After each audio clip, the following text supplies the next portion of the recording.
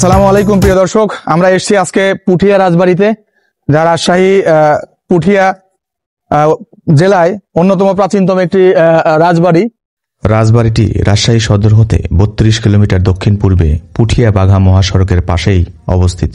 আর যারা ঢাকা থেকে আসতে চান তারা ট্রেনে আসলে রাজশাহী এবং বাসে আসলে পুঠিয়া নামক স্থানে নেমে ১০ টাকা দিয়ে অটো বা রিক্সা নিলেই খুব সহজেই আপনি রাজবাড়িতে চলে আসতে পারবেন। এখানে আসলেই আপনি হারিয়ে যাবেন সৌন্দর্যের এক অতল গহ্বরে। প্রিয় দর্শক, আমরা চারানি রাজার মূল রাজপ্রাসাদে প্রবেশ করছি। আমাদের সঙ্গে রয়েছেন আমাদের দাদা। আমরা পুঠিয়ার চারানি রাজার রাজপ্রাসাদে প্রবেশ করছি। বর্তমানে আমরা দাঁড়িয়ে আছি পুঠিয়া চারানি রাজপ্রাসাদের সামনেই। এটি ছিল পুঠিয়ার চারানি রাজার মেন গেট। এপার দিয়ে হাতি ঢুকতো, ঘোড়া ঢুকতো, সেই সময় চালু রাস্তা ছিল। আমরা একটু ভিতরে দেখব রাজার জেলখানাটাও। আসুন। ভাবা যায় এখানে এক সময় পাইক পেয়াদার পদচারণায় চারপাশ গম গম করত। হাতি ঘোড়া কি ছিল না, আজ শুধুই কালের সাক্ষী হয়ে দাঁড়িয়ে রয়েছে ইট পাথরগুলি। ভবনগুলো চুনসুরকি এবং ছাদ শাল কাঠের ইন্দো ইউরোপিয়ান স্থাপত্য শৈলীর নিদর্শন। চারানি রাজার রাজপ্রাসাদ ছিল এটা, এই বিল্ডিংটি। এবং পাশাপাশি যেগুলো দেখছেন এগুলো জেল হাউস। এখানে অনেকেই খাজনা দিতে পারতো না এবং রাজারা তাদেরকে শাস্তি দেওয়ার জন্য এই জেল হাউসে রাখতেন আর কি। এটা জেল হাউস ছিল, চারানি রাজার জেল হাউস। দেখুন খুবই চমৎকার এবং চুনসুরকির গাঁথনি এবং কাঠের শালকাঠের বিমগোলা টালি এখানে দেখা যায়। এবং এই যে লোহার গেটটি দেখুন, খুবই চমৎকার এই সময়। এটা লোহার গেট, এই গেটগুলো। এটা জেল হাউস ছিল। আমি একটু ভিতরে যাই, দেখাই আপনাদের। এই যে জেলখানা ছিল, এখানে আসামিদের আটকায় রাখা হতো এবং অনেকেই খাজনা দিতে পারতেন না, তাদেরকে শাস্তি ভোগ করতে হতো। এখন বর্তমানে এগুলি সংস্কারের অভাবে খুব নষ্ট হয়ে যাচ্ছে এবং খুব অল্প সময়ের মধ্যেই এগুলি প্রত্নতত্ত্ব অধিদপ্তরের অনুকূলে আসলে এখানে কাজ হবে, সংস্কার কাজ শুরু হবে। বাংলাদেশের প্রত্নতাত্ত্বিক নিদর্শনগুলোর মধ্যে পুঠিয়া রাজবাড়ি অন্যতম। রাজপ্রথা বিলুপ্ত হয়েছে বহু বছর আগে, কিন্তু ইতিহাস ও ঐতিহ্যের ধারক হয়ে সেই রাজবাড়ি ঠায় দাঁড়িয়ে আছে আজও। চারানি রাজার যে মূল বাসস্থান, বাসভবনটি ছিল, আমি একটু দেখাই। সে বিল্ডিংটি নষ্ট হয়ে গেছে এবং এই বিল্ডিংটা আমরা দেখছি। এখানে লাস্ট একজন রাজার কমল বেগম বেঁচে ছিলেন। আমি একটু দেখাই। বিল্ডিংটি ছিল এখানেই দোতলা বিল্ডিং ছিল। এই বিল্ডিংটি একেবারেই নষ্ট হয়ে গেছে। এই বিল্ডিংটা আমরা দেখছি এখান থেকে। আর উনি এখানে একজন লাস্ট রাজার কমর বেগম বেঁচে ছিলেন, ওনাকে ইরান থেকে নিয়ে আসা হয়েছিল। উনি মারা গেছেন 87-এর দিকে। তার কবরটা সামনে আছে, রাজবাড়ির সামনেই।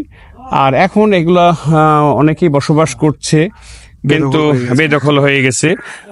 এখানে প্রতিদিনই দেশি বিদেশি পর্যটকরা এসে থাকেন। রাজবাড়িটির সেই প্রভাব প্রতিপত্তি ও জৌলুস নেই ঠিকই, কিন্তু এর নান্দনিক সৌন্দর্যের ঐশ্বর্য মানুষকে বিমোহিত করে রেখেছে এখনও। এই পুঠিয়া রাজবাড়ি প্রাচীন পুণ্ড্রবর্ধন জনপদের একটি উল্লেখযোগ্য অংশ। চলতে চলতে পুঠিয়া রাজবাড়ি আসতে প্রথমেই চোখে পড়ল শিব মন্দির,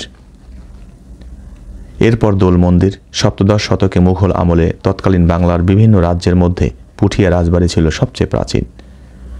জনশ্রুতি রয়েছে জনৈক নীলাম্বর সম্রাট জাহাঙ্গীরের কাছ থেকে রাজা উপাধি লাভ করার পর এটি পুঠিয়া রাজবাড়ি হিসেবে পরিচিতি লাভ করে।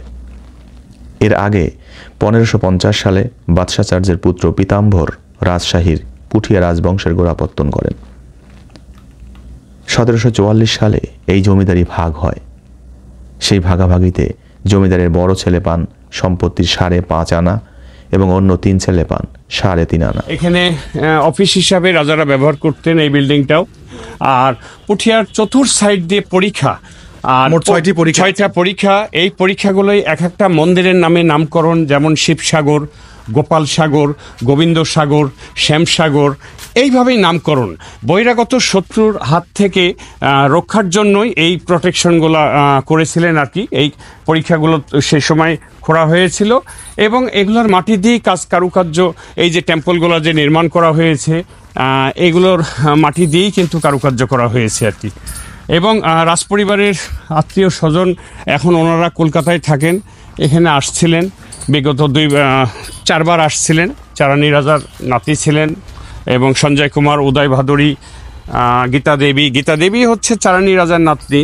এই যে আমরা দেখব পরীক্ষাটা, দেখুন চতুর সাইড দিয়ে পরীক্ষা, বিশাল পরীক্ষা। 1950 সাল পর্যন্ত জমিদারি প্রথা প্রচলিত ছিল। প্রথা বিলুপ্ত হলে পুঠিয়া রাজবাড়ির জমিদারিও বিলুপ্ত হয়ে হেমন্ত কুমারী রানী কর্তৃক খনন করা রাজবাড়ি ঘেঁষা শ্যামসাগর দিঘির পাড়েই রয়েছে চারানি স্টেট। এটি নরেশ নারায়ণের রাজপ্রাসাদ। আমরা আছি আসলে পুঠিয়া রাজবাড়ির এই পরীক্ষা মোট 6টি পরীক্ষা এবং 6টি মন্দির। 6টি মন্দিরের নাম অনুসারেই পরীক্ষাগুলোর নামকরণ করা হয়েছিল। যেমন শিব মন্দিরের নাম অনুসারে শিবসাগর, গোপাল মন্দিরের নাম অনুসারে গোপাল সাগর। এভাবেই 6টি সাগরের পরীক্ষার সাথে 6টি মন্দিরের সাদৃশ্য রেখে ওনারা কি চমৎকারভাবে যে নামকরণ করেছেন এবং তৈরি করেছেন। আমরা এখন দাঁড়িয়ে আছি শ্যামসাগর পরীক্ষার সামনে এবং গোপাল মন্দির, বড় আহ্নিক মন্দির এবং ছোট গোপাল মন্দিরের সামনে। আমরা শিব মন্দির সম্বন্ধে আরেকটু আমরা জানবো। আমরা যে মন্দিরটি দেখতে পাচ্ছি এটি পুঠিয়ার ভুবনেশ্বর শিব মন্দির নামে পরিচিত। এই মন্দিরটি 1823 খ্রিস্টাব্দে মোহিনী দেবী 10 লক্ষ মুদ্রা ব্যয়ে বছর সময় লাগছিল এই মন্দিরটি নির্মাণ করতে। এবং ভিতরে যে কষ্টি পাথরের শিবলিঙ্গটি আছে এটি এশিয়া মহাদেশের মধ্যে সবচাইতে বৃহত্তম শিবলিঙ্গ। এবং এখানে প্রতিদিনই 2 বেলা পূজা অর্চনা হয়ে থাকে, সকাল আর সন্ধ্যাবেলায়। বাৎসরিক 2টা অনুষ্ঠান হয়ে থাকে, শ্রাবণ মাসের শেষ সোমবার আর ফাল্গুন মাসের শিব চতুর্দশীতে এখানে অনেক অনুষ্ঠান হয়ে থাকে এবং মেলা হয়ে থাকে। আর এর সাইডে যেগুলোই মূর্তি আছে এগুলি 71-এর দিকে পাকিস্তান হানাদার বাহিনী মন্দিরের ভিতরে ঢুকে মন্দিরের আসবাবপত্র লুণ্ঠন করে এবং মন্দিরের বিভিন্ন বিগ্রহ ভাঙচুর করে। এখন বর্তমানে গণপ্রজাতন্ত্রী বাংলাদেশ সরকারের প্রত্নতত্ত্ব অধিদপ্তরের আওতাধীন এই মন্দিরগুলি আছে। ধন্যবাদ।